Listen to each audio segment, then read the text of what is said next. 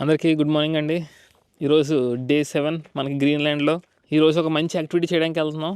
ఈ క్యాంగర్లూస్వాక్ దగ్గర ఒక ఐస్ షీట్ ట్రెక్కింగ్కి వెళ్తున్నాం. 660 అని, దాని గురించి వెళ్తా మాట్లాడుకుందాం. సో ఇప్పుడు మార్నింగ్ టైం వచ్చేసి 10 అవుతుంది. ఇదే మనం ఇప్పుడు ఎక్కాలి. వ్యాన్ చూసారా, చాలా పెద్ద ఉంది చక్రాలు.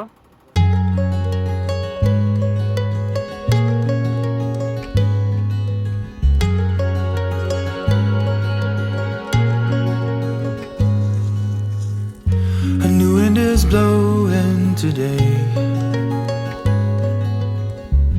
I think I can see the shore. నేను మనం మస్కాక్స్లు చూసాం కదా. ఈరోజు కొంచెం తెలిసిన ఇంట్రెస్టింగ్ పాయింట్ ఏంటంటే, నేను మనకు ఆ గైడ్ చెప్పలేదు. ఈరోజు తెలిసింది ఏంటంటే, కొన్ని సంవత్సరాల క్రితం ఈస్టర్న్ గ్రీన్లాండ్లో ఉండి అంటే ఈ మస్కాక్స్లు, ఈ వెస్ట్రన్ గ్రీన్లాండ్లో అసలు ఉండి కాదంట.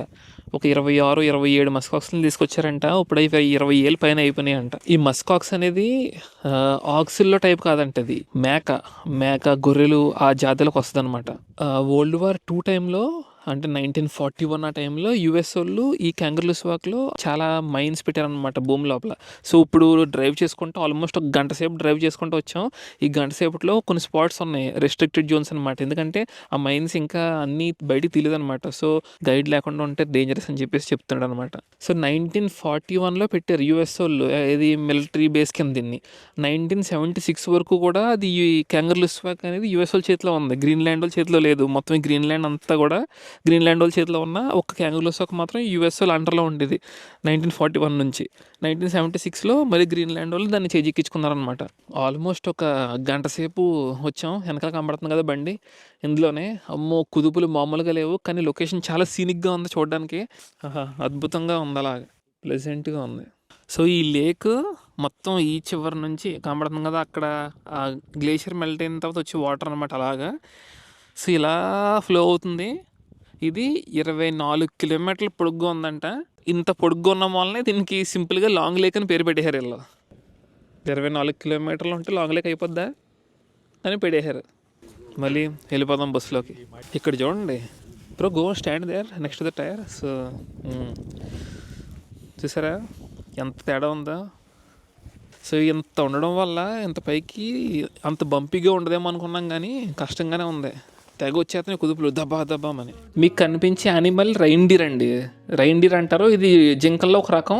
గ్రీన్లాండ్ మొత్తంలోనే మనం ఉన్న క్యాంగర్లూస్వాక్లో ఆల్మోస్ట్ 1,00,000కి పైగా రైన్డీర్స్ ఉన్నాయన్నమాట. I can tell so much. For the 5 days traveling around the 660 points every day, it's not that close I see reindeers. So we are lucky today. ఇవి మాత్రం ఎక్కువ ఆకుల్ని అలాగే గ్రాస్ని తింటది అనమాట.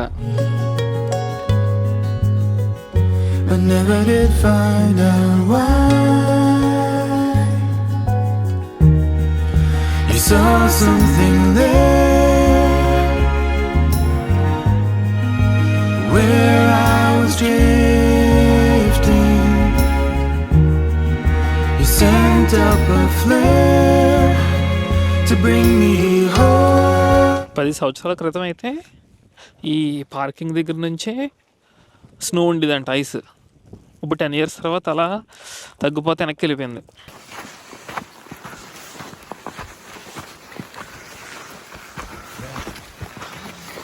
ఏదో మార్స్ మీద వెళ్తున్నట్టు ఉంది. మీకు ఇక్కడ కింద చూసారా, ఈ మౌంటైన్లో తెల్ల కనబడుతుంది. ఆ తెల్ల కనిపించేదంతా కూడా ఐసే అనమాట. ఇక్కడ ఉన్న రాళ్ళు ఎన్నో మిలియన్ ఇయర్స్ క్రితం రాళ్ళు అంట. So one of the oldest rocks of earth అని చెప్పేసి అంటున్నాడు మా గైడ్. బిలియన్స్. ఓకే. ఏదో ఒక రాయి మనం పగల కొడితే అదృష్టం బాగుంటే వజ్రాలు కూడా దొరకచ్చంట.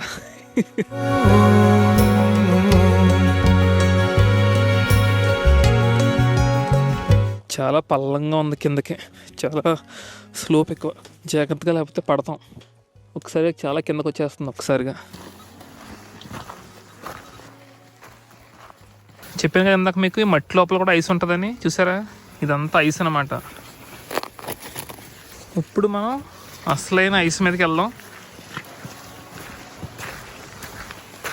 సో ఇంతకుముందు ఇల్లుసాట్లో గ్లేషియర్ వాటర్ దగ్గర చూసాం, ఇప్పుడు గ్లేషియర్ ల్యాండ్ దగ్గర, మట్టి దగ్గర. నేలకి ఆనుకున్న గ్లేషియర్ ఇది. a wing and a prayer. ఐస్లో అడుగు పెట్టేసాం. And you are actually also stepping on biggest bomb in the world. Biggest what? Biggest bomb. Yeah. When it's melting down, 40% of the world will be overflow. This is north, east, south, and west. If you want to go to the East Greenland, it will take you 3 months to walk. 3 months. 3 months, only ice. I have picked 12 people up. They have walked from East Greenland here too. They look like a couple of zombies because even they try to hide their face from the sun, it reflects back to the snow. So they got suntan really good. But they are really happy. They do it well. They have already dropped supplies and also sleeping areas on prepared already. Wow, that's pretty luxurious. Yeah. When they go to the restaurant, oh, there are forks and knives. They're like a real cavemen who are entering a restaurant. But they have a good time. ఇలా ముందుకెళ్ళిపోతే 3,400 కిలోమీటర్ల దారి ఐసే అంట. 3,400 కిలోమీటర్లు దాటాలి మనం end point reach అవ్వాలంటే.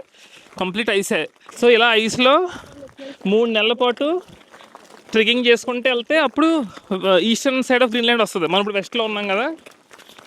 అసలు ఎంత ఐస్ అండి బాబు.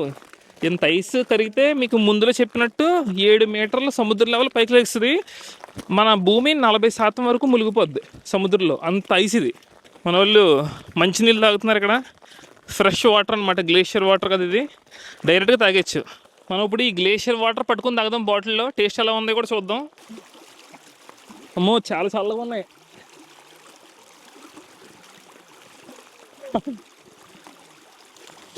ఫ్రీజింగ్ కోల్డ్ అండి. డైరెక్ట్గా డీప్లోంచి వాటర్ పెట్టుకుని తాగినట్టు ఉంది. చాలా ప్యూర్గా ఉన్నాయి కానీ చాలా చల్లగా ఉన్నాయి. డైరెక్ట్గా ఫ్రీజర్లోంచి తాగినట్టు ఉంది వాటర్. ఫ్రెష్గా ఉన్నాయి, ఫ్రెష్ వాటర్ అనమాట. సో ఇలా తాగుతారు గ్లేషియర్లో ఉండాలనుకున్న వాళ్ళు. అలా ఇంకా వాటర్కి కొరత ఉండదు. అలా వాటర్ తాగితే వెళ్ళిపోవడం ఎక్కడికి వెళ్ళాలనుకుంటే అక్కడికి. ఇప్పుడు మనం ఇక్కడ నుంచి ఒకసారి డ్రోన్ ఎగరేసి వ్యూ ఎలా ఉందో కూడా చూద్దాం.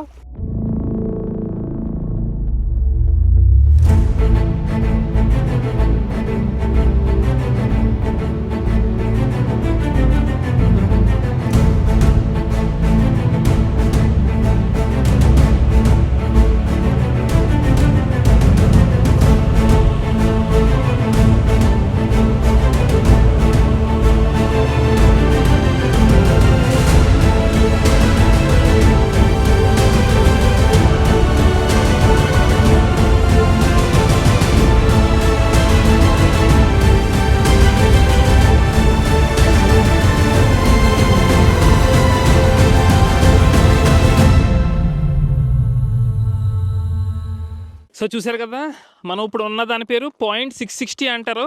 660 ఎందుకంటే ఇది 660 మీటర్స్ హైట్ ఉంటుంది సీ లెవెల్ నుంచి. సో ఇది వన్ ఆఫ్ ది కాదు, ఇది ప్రపంచంలోనే బిగ్గెస్ట్ ఐస్ షీట్ అనమాట. బిగ్గెస్ట్ ఐస్ షీట్ అని ఎందుకన్నారంటే మీకు చెప్పినట్టుగా ఇక్కడ నుంచి అలా స్ట్రెచ్ వెళ్ళిపోతే 3,400 కిలోమీటర్లు. మళ్ళీ చాలా లోతు ఉంటుంది. అమేజింగ్ కదా. ఇలా కొండల్లో కలిసిపోయేటప్పుడు గ్లేషియర్స్ అన్నీ ఈ కొండల మధ్యలోనే ఇంకా ఒక చిన్న చిన్న లేక్స్లో ఫామ్ అయిపోతున్నాయి. మరి ఆ వాటర్ బయటికి వెళ్ళాలి కదా. అదే సముద్రంలో అయితే సముద్రంలో కలిసిపోతుంది ఆటోమేటిక్గా. డ్రోన్ షాట్ భలే వచ్చింది. మొత్తం వెనకాల ఐస్ అంతా కవర్ అయ్యేలాగా. నచ్చితే లైక్ కొట్టండి, చాలా బాగా తీసాను. మీ ఎవరికైనా సరే అడ్వెంచర్ చేయాలని ఉంటే కనుక 3 months అంట. మన వెస్ట్ పార్ట్ ఆఫ్ గ్రీన్లాండ్లో ఉన్నాం కదా, ఈస్ట్ పార్ట్కి వెళ్ళిపోవచ్చు. 3 నెలలు ఇలా మనం ట్రెక్కింగ్ చేసుకుంటే వెళ్ళాలి ఈ ఐస్ షీట్ మీదే. ఇంకోటి ఏంటంటే 8 గంటల టూర్ ఉంటుంది. ఏది .660 అయినా సరే కొంచెం లోపల దాకా తీసుకెళ్తాడు. మనం అలా ఐస్ మీదకి వెళ్ళొచ్చు అనమాట. ఇక్కడ మనం ఐస్ మీదకి ఎక్కువసేపు ఉండవలేదు, ఒక 1/2 hour 45 minutes ఉన్నాం అంతే. సో ఇది 5 hour టూర్. మనకి రావడానికి డ్రైవే 2 గంటలు పట్టింది. సో మీరు వచ్చినప్పుడు మాత్రం 8 గంటలు తీసుకోండి, బెటరు. ఒక రోజు ఎంత పడుతుంది, బట్ స్టిల్ మీరు లోపల దాకా వెళ్తారు. మనం ఇలాంటిది ఆల్రెడీ మనం ఐస్లాండ్లో చేస్తాం. సో దాంట్లో లోపల దాకా కూడా వెళ్ళాం. అందుకే ఇప్పుడు వెళ్ళకపోయినా అంత అనిపించట్లేదు. బట్ మీరు వన్స్ ఇన్ లైఫ్ టైం అనుకుంటే కనుక ఖచ్చితంగా లోపల దాకా వెళ్ళడానికి చూడండి. సో 8 hours అనేది బెటర్. ఈ గ్రీన్లాండ్ అనేది ఒకప్పుడు మొత్తం అన్ని భూభాగాలు కలిపి ఉండేవి కదా. సో ఇది అంత నార్త్లో ఉండేది కాదు. ఇది అలా స్ప్రెడ్ అయిపోకముందు, భూమి అలా మొక్కలైపోకముందు గ్రీన్లాండ్ అనేది కూడా అంతా కలిపి ఉండేది. సో ఇక్కడ కూడా చాలా కాలం క్రితం జీవం ఉండేదని చెప్పేసి ఐస్ కరిగి కొద్దీ, లేదంటే ఐస్ తవ్వి కొద్దీ లోపల దొరికి శిథిలాలు బట్టి, లేదంటే లోపల దొరికి రాళ్ళు బట్టి ఓకే ఇక్కడ కూడా మనుషులు ఉండేవారు ఒకప్పుడు అని చెప్పేసి వీళ్ళు కనిపెట్టారనమాట. ఈ ఐస్ అంతా ఎప్పుడు కరగాలి, దాని కింద ఉన్నది ఇంకా చాలా రహస్యాలు ఉంటాయి. కాకపోతే ఆ మంచు కింద ఉంటాయి. ఆ రహస్యాలు మనకి తెలియాలంటే ఇప్పుడే కాదు, కొన్ని సంవత్సరాల తర్వాత స్లోగా మంచు కరిగిపోతుంది కదా. సో డెఫినెట్గా కొత్త సీక్రెట్స్ అనేవి బయటపడతాయి. లైక్ ఇప్పుడు మనం మాట్లాడుకున్నట్టుగా ఒకప్పుడు ఇక్కడ చాలామంది ఉండేవారు మనుషులు. గ్రీన్లాండ్ అనేది ఇప్పుడు ఉన్న ప్లేస్లో లేకముందు, అన్ని ల్యాండ్స్ కలిపి ఉన్నప్పుడు. మీరు ఈ 5 hour టూర్ బుక్ చేసుకుంటే దీనికి మీకు షూస్కి స్పైక్స్ లాంటివి అవసరం లే. ఎందుకంటే మరీ అంత లోపలికి వెళ్ళిపోం, ఐస్లోని పైనే ఉంటాం. సో జస్ట్ మేము కూడా స్పైక్స్ లాంటివి పెట్టుకోలే, మంచి ట్రెక్కింగ్ షూస్ వేసుకొని వెళ్ళిపోయాం, సరిపోద్ది. అలాగా ఇక్కడ నుంచి మనం వెనుతిరుగుతున్నాం. సో వన్ లాస్ట్ టైం ఓహో అక్కడెక్కడి నుంచో ఉంది అలాగా. ఈ ఐస్ మీద మంచు అలా పడతా ఉంటుంది ప్రతి వింటర్లోని. అలా ఇంకా ఐస్బర్గ్ పెద్దదవుతూ ఉంటుంది కదా. సో అలా మంచు పడి ఐస్బర్గ్ ఫామ్ అయ్యేటప్పుడు ఆ మధ్యలో గాలి ట్రాప్ అయిపోవడం వల్ల చాలా మిలియన్ ఇయర్స్ కానీ వేల సంవత్సరాలు కానీ ఆ గాలి అలా ఉండిపోద్ది, ఆ ఎయిర్. సో ఇప్పుడు ఆ స్నో కరిగేటప్పుడు మీకు టప్ప సౌండ్ రావడం కానీ, లేదంటే వాటర్ అంతా దగ్గరికి వచ్చింది అనుకోండి, చిన్న ప్యూర్ వాటర్ బాడీ లాగా అక్కడ బబుల్స్ వస్తూ ఉంటాయి. మీరు భయపడక్కర్లేదు ఒకవేళ చూసినప్పుడు, అది లోపల ట్రాప్ అయిపోయిన ఎయిర్ అనమాట. Okay, it's time to go back. ఎక్కేదాం బస్సు. చాలా చిన్న బ్రిడ్జ్ అనమాట ఇది. ఇప్పుడు దాటిది మనం. ఇంత పెద్ద వెహికల్ పట్టడమే పెద్ద గగనం, అందుకే స్లోగా వెళ్తున్నాడు. అదిగో తేడా వస్తే నీటిలోకే. ఇది రెండో బ్రిడ్జ్. ఇది చాలా చిన్నది. ఇది కూడా మీకు కనిపించేది అంతా రైన్డియర్ గ్లేషియర్ అండి. దీన్ని రైన్డియర్ గ్లేషియర్ అని ఎందుకంటారంటే ఈ చుట్టుపక్కల చాలా రైన్డియర్స్ ఉంటాయి అనమాట. సో మనం పొద్దున్న వచ్చేటప్పుడు కూడా చూసాం కదా, దారిలో కొన్ని రైన్డియర్స్ ఉన్నాయి కదా. ఈ గ్లేషియర్ పక్కనే రస్సెల్ గ్లేషియర్ ఒకటి ఉంటుంది. దానికి మనం రేపు వెళ్దాం, ఈ రోజు వద్దు. రెండు పక్కనే ఉంటాయి. దూరం నుంచి వస్తే పక్కపక్కన కనబడతాయి. మనం రైన్డియర్ గ్లేషియర్ అని అనుకున్నామో లేదో, ఇక్కడ ఒక రైన్డియర్ కనబడుతుంది. రైన్డియర్ చూసారా, చిన్న దూరంగా ఉంది. Beautiful water falls. గ్లేషియర్ నుంచి వచ్చే వాటర్ అనమాట, అది గ్లేషియర్ వాటర్. బాగుంది. జస్ట్ ఓన్లీ 2 minutes బ్రేక్ అనమాట. ఎందుకంటే ఎవరికో ఫ్లైట్ ఉందంట. సో ఎక్కువసేపు ఉండట్లేదు ఇక్కడ. లేదంటే టీ తాగుతాం అన్నాడు, టీ తెచ్చాడంట మా కోసం. కానీ ఇంక టీ లేదు, ఏమీ లేదు, వెళ్ళిపోవాలి. ఇక్కడ మీకు ఒక ప్లేన్ కనబడుతుంది కదా, ఇది మొత్తం పాడైపోయింది. ఇది 1968 సంవత్సరంలో ఇక్కడికి యుఎస్ వాళ్ళు వచ్చేటప్పుడు అలాగే క్లౌడ్స్ మధ్యలో రన్వే కనిపించలేదంట. అందుకని ఆ ప్లేన్ పాపం క్రాష్ అయిపోయింది.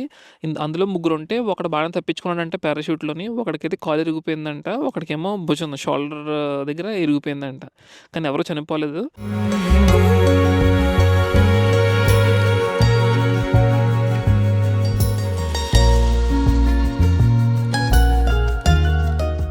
పాయింట్ 660 టూర్ అయిపోయిన తర్వాత ఇక్కడ ఎయిర్పోర్ట్కి వచ్చేసి ఎయిర్పోర్ట్లో మంచిగా లంచ్ చేసామండి. పెద్దగా స్పెషల్ ఫుడ్ ఏం తినలేదు, అందుకే మీకు ఏం చూపించట్లేదు. ఇప్పుడు ఎయిర్పోర్ట్ నుంచి బయటకు వచ్చాం. చూసారు కదా, మళ్ళీ నిర్మానుష్యమైన ప్రదేశం అంత అనేది. మనం ఇప్పుడు ఎయిర్పోర్ట్కి లెఫ్ట్ సైడ్లో ఉన్నాం. ఈ 4 బిల్డింగ్సేనండి left side of the airport. అంతే, ఈ 4 బిల్డింగ్స్. అలా కొంచెం ముందుకెళ్తే మన క్యాంప్ సైట్ వచ్చేద్ది. మనం ఇప్పుడు అటు వెళ్దాం, అటు సైడ్ అక్కడికి వెళ్దాం. అలాగా ఇలా చుట్టూ తిరిగి వెళ్ళాలి. ఈ కాంగర్లూస్వాక్ ఓన్లీ సిటీలోనే ఉండాలంటే కొంచెం బోరింగేనండి. మీరు ఎక్కువ డేస్ ప్లాన్ చేయొద్దు, ఇక్కడ తక్కువ డేస్ పెట్టుకోండి. ఒక 2 days ఎనఫ్. ఆడుకుంటున్నారమ్మ వీళ్ళు. ఇక్కడ ఒక 2 హోటళ్ళు ఉన్నాయి. ఏదో సైన్స్ సపోర్ట్ అంట. ఒక 3-4 ఇళ్ళు ఉన్నాయి, 3-4 houses. చాలా చాలా చాలా చిన్న ఊరు, కానీ ఇల్లులిసాట్, నుక్ ఈ 2 ఊర్ల కంటే కూడా పెద్ద ఎయిర్పోర్ట్ అనమాట. రన్వే అయితే చాలా పొడుగుంది. ఇది one of the main road అని చెప్పాలి. ఈ మెయిన్ రోడ్ మీద మధ్యలో నడుస్తున్నాం. అసలు మనుషులే లేరు, ఇంకా ట్రాఫిక్ ఎక్కడ ఉంటుంది. మీకు అక్కడ కనపడుతుందా, ఎయిర్ గ్రీన్లాండ్ అని ఉంది. ఆ ఎయిర్ గ్రీన్లాండ్కి వెనకాల ఎయిర్పోర్ట్ అనమాట. మనం అంత దూరం నడుచుకుంటూ వచ్చేసాం. ఇప్పుడు మొత్తం ఈ కాంగర్లూస్వాక్కి ఇది ఒక్కటే బస్సు. ఒకే డ్రైవర్ ఉన్నారు. పాపం ఆవిడ ఎప్పుడు చూసినా సరే నవ్వుతుంది, మమ్మల్ని చూసి పలకరిస్తుంది అనమాట బాగా. ఈ బస్సే అలా సిటీ మొత్తం తిరుగుతూ ఉంటుంది పొద్దున్న నుంచి సాయంత్రం దాకా. ప్రతి గంటన్నరకు ఒక బస్సు అనమాట. సో ఈ చిన్న పల్లెటూరుకి చిన్న చర్చ్, మనం చర్చ్ దగ్గరికి కూడా వెళ్దాం.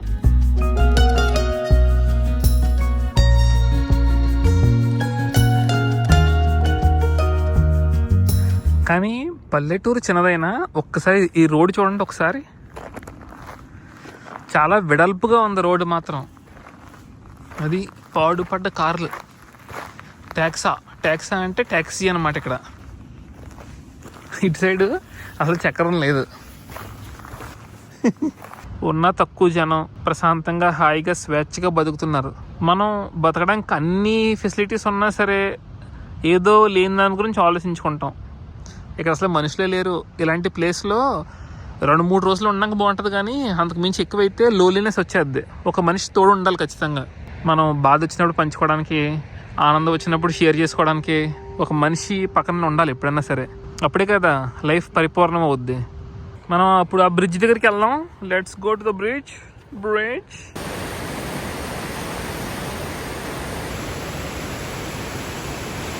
క్యాంగర్లుస్వాక్ బౌలింగ్ సెంటర్. ఊరందరికీ ఆడుకోవడానికి చిన్న చోటు. నైస్. బౌలింగ్ ఆడుకుంటారంట లోపల. కంటైనర్స్ ఉంటాయి కదా, కంటైనర్స్ మొత్తం క్యాంగర్లుస్వాక్ ఒకటి, నుక్కు కూడా అలాగే అనిపించింది నాకు. నుక్కు ఒకటి, ఈ 2 కంటైనర్స్తో కట్టేసారు ఇల్లు అన్నీని. కానీ చాలా వామ్గా ఉందండి బాబు. మనం ఉండేది కూడా హాస్టల్ కూడా కంటైనర్లోనే ఉంది.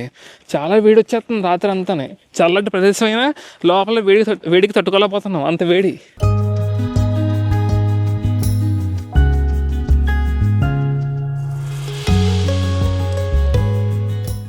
చాలా ప్రశాంతంగా బ్యూటిఫుల్ ఉందండి ప్లేస్ ఇది. వావ్, అంతే. Bro, the Greenland which we have covered is actually looking green. ఇది పోలీస్ స్టేషన్ అనమాట. క్యాంగర్లుస్వాక్ పోలీస్ స్టేషన్. పొలిటీ అని బోర్డు పెట్టారు. ఒక పోలీస్ జీప్ ఉంది, కానీ డోర్లోనే క్లోజ్ చేసి ఉన్నాయి. క్యాంగర్లుస్వాక్లో రోడ్డుకి మధ్యలో ఉన్నాం, మెయిన్ రోడ్లో. ఒక్క వెహికల్ కూడా రావట్లేదు, చూసారా? 0 vehicles.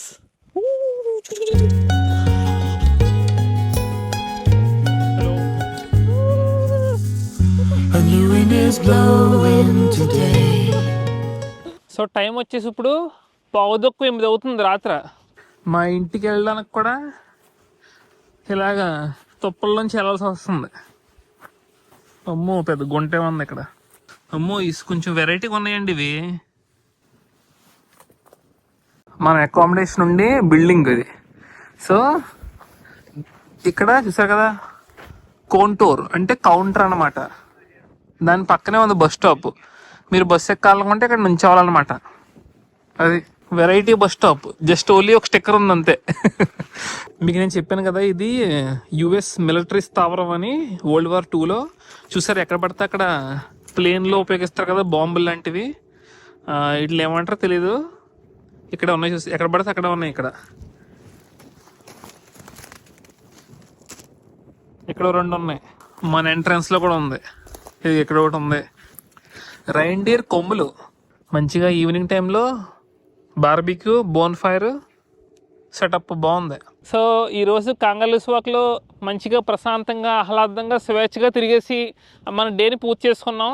మనం రోడ్డు మధ్యలో ఉన్నా కూడా ఎవ్వరు లేరు, అంత హాయిగా ఉందన్నమాట. సో రేపు ఇంకొక యాక్టివిటీ చేస్తున్నాం, రస్సెల్ గ్లేషియర్ అని. అదేంటని రేపు చూసుకుందాం. సో రేపు సాయంత్రం మళ్ళీ మనకు ఇంకో ఫ్లైట్ ఉంది. సో ఈ రోజుకైతే ఈ వీడియో క్లోజ్ చేసేస్తాను. ఇంకా మీకు నచ్చిందని ఆశిస్తున్నాను. నచ్చితే లైక్ చేసి సబ్స్క్రైబ్ చేసుకోండి. సో అంతవరకు ఉంటాను. See you in the next blog. Take care, bye bye. చూసారా, rabbit, Greenlandic rabbit, Arctic hare అంటారు అన్నమాట దీన్ని. భలే తింటుంది. వావ్, మనకి చాలా పక్కనే ఉంది. హలో, భలే పరిగెడుతుంది. దీన్ని చూద్దామని నెక్రేసుకు వచ్చేసాను. చలి మామూలుగా లేదు, చంపేస్తుంది.